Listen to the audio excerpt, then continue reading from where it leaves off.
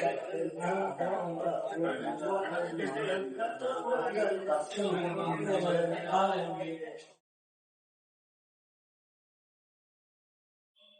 మాటలు మీతో ప్రచురించాలని ఆశ ఉన్నాను. నాకు పరిచయం అక్కర్లేదు.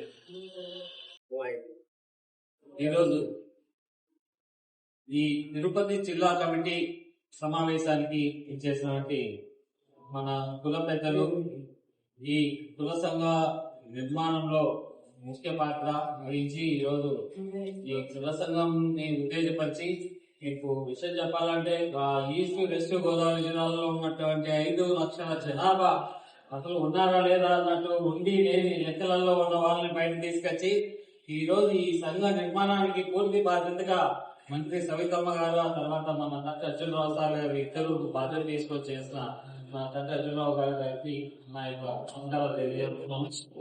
అదేవిధంగా ఈరోజు ఈ రాష్ట్ర కమిటీలో మంచి వ్యక్తి, సమర్థుడు కావాలని చెప్పి ఎంతగానో చూశారు.